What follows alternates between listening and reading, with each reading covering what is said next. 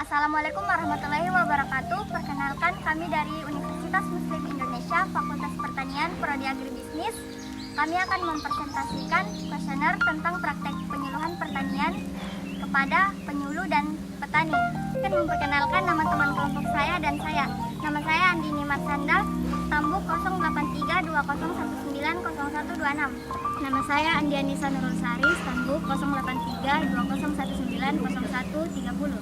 Nama saya Dita Makfira Ramadhani, Standbook saya 083201902008. Welcome, Universitas Muslim Indonesia UMI Makassar.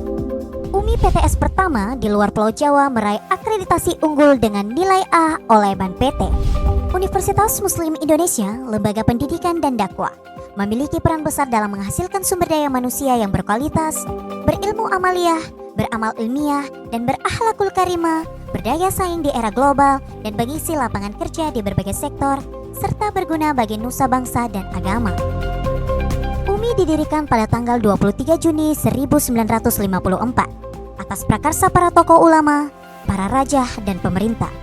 Kiprah Universitas Muslim Indonesia UMI Makassar sebagai universitas muslim swasta terbesar di kawasan Indonesia Timur dengan ciri khas keislaman, senantiasa mengedepankan aspek keilmuan dan profesionalisme yang diwarnai dengan perpaduan kecerdasan otak, moral, dan spiritual. UMI terus berinovasi dalam meningkatkan kualitas mutu dengan menyiapkan diri dengan 17 program studi yang telah terakreditasi A untuk akreditasi program studi ASEAN University Network Quality Assurance atau AUNQA.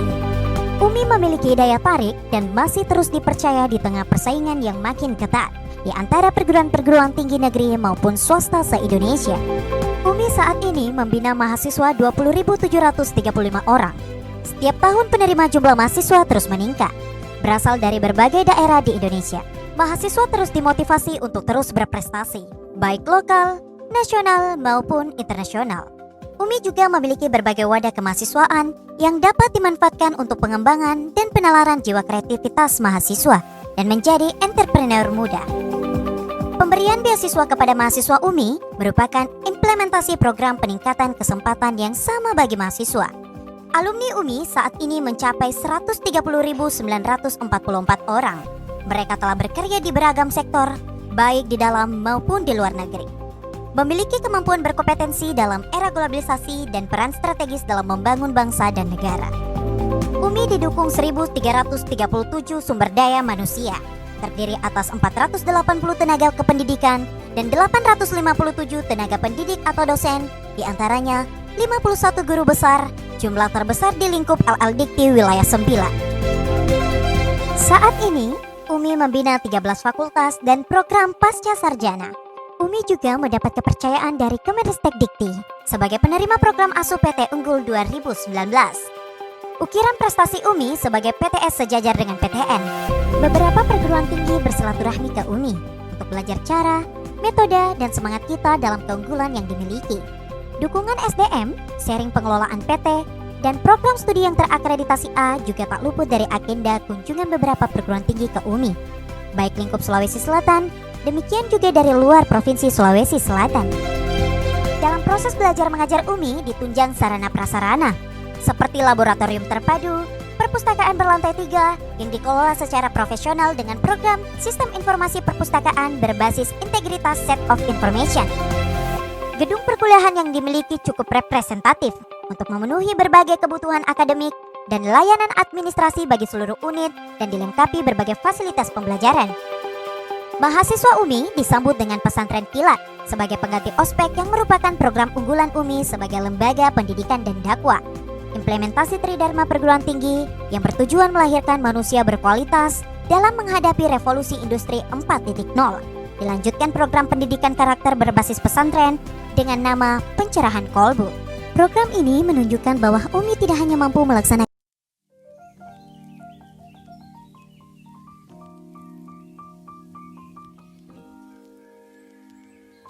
Awal wawancara dilakukan pada tanggal 10 bulan 12 tahun 2020. Lokasi praktek di Kelurahan Bira, Kecamatan Taman Andrea, Kota Makassar. Nama Abdul Rahman, umur 53 tahun, pendidikan formal, SLTP,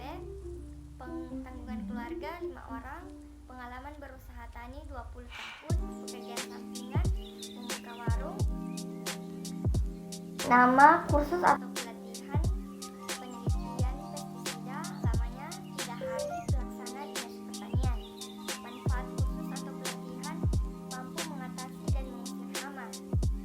Sarana pendukung yang dimiliki: hand traktor jumlah 1 unit, fungsinya untuk penanaman dan pemeliharaan tanaman.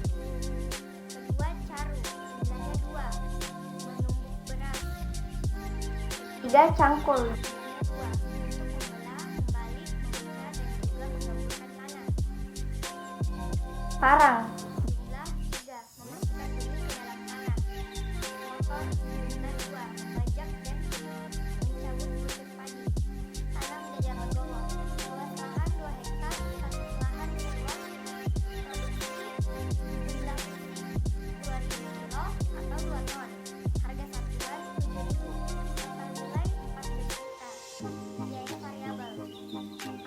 Benih jumlah fisik 12 kilo. Harga satuan 250. Total nilai 3 juta. Pupuk urea 3 kilo, 125.000. Total nilai 350. HCl harga satuan 105.000. Total nilai 520.000. C. Pestisida. Pertama 2 liter. Satuan 100.000. Total nilai 200.000. Racun herbisida. Jumlah fisik 2 liter. Harga satuan 100.000. Total nilai 200.000. Upah tenaga kerja. Pengolahan lahan jumlah fisik 4 orang. Harga 50.000. Total nilai 200.000. Tanaman 4 orang. Harga 50.000. Total nilai 200.000. Pemeliharaan 4 orang. Harga 50.000. Total 200.000. Pemeliharaan. Panen 4 orang. Harga 50.000. Total nilai 200.000. Pasca panen 4 orang. Harga 50.000. Total nilai 200.000. Total biaya variabel 5.300.000. Harga 30.000. Total nilai 300.000. B. Penyusutan 11 unit. Harga 35.000. Total nilai 385.000. Total biaya tetap 685.000. 4. Total biaya produksi. Biaya variabel ditambah biaya tetap sama dengan 5.985.000. 5. Pendapatan produksi kurang total biaya produksi sama dengan 8.015.000. Kedua, berapa besarnya pendapatan sebagai petani dalam musim, yaitu sebanyak 8.015.000. Ketiga, berapa pendapatan dari kerja sampingan setahun? 1.500.000. Ketiga, komponen teknologi sistem tanam jajar legowo. Apakah Bapak mendengar teknologi sistem tanam jajar legowo? Ya. Jika jawabannya ya, berapa dan siapa mendengar? TPL. Dari TPL. Apakah Bapak melakukan sistem tanam jajar legowo? Ya, alasannya untuk mempermudah proses pengambilan hama. Apakah Bapak pernah mengikuti kegiatan penyebar tanaman? Ya. 2 kali. Dan di mana kira-kira berapa kali dalam sebulan diadakan penyuluhan di tempat Bapak? Setiap bulan.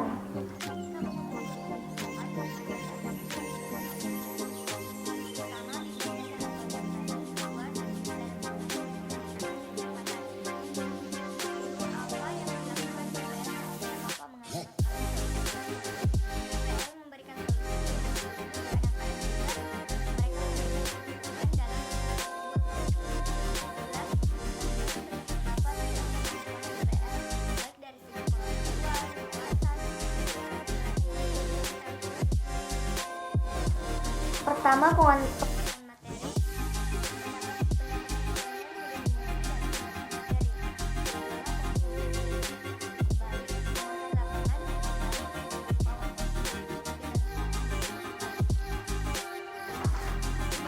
Bagaimana menurut Bapak?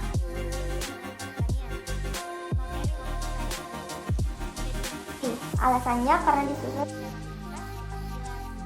Menurut Bapak, metode penyuluhan yang paling mudah dimengerti adalah tatap muka secara langsung. Alasannya bisa berdiskusi secara langsung dengan materi sendiri.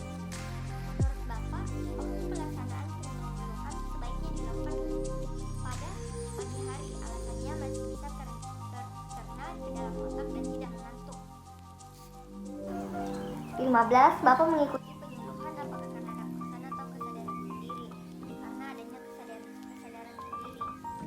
Bagaimana sikap Bapak jika ada tetangga atau teman Bapak yang tidak pernah mengikuti kegiatan penyuluhan pertanian? Memberitahu kepada tetangga tersebut bahwa dia sangat rugi karena tidak mendapat ilmu. 17. Masalah apa saja yang Bapak alami sehubungan dengan kegiatan berusaha tani? Pertama, hama. Kedua, cuaca. Apakah dalam kegiatan berusaha tani Bapak menerima bantuan dari pemerintah? Ya, ada bantuan berupa pupuk. 19. Apa saran Bapak kepada PPL yang bertugas di desa ini?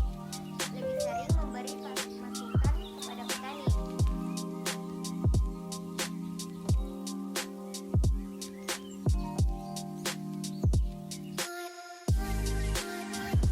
Nomor 2, usaha tani padi sistem tanam jajar legowo, yaitu luas lahan sama dengan 3 hektar, status lahan sama dengan sewa. Nomor 1, produksi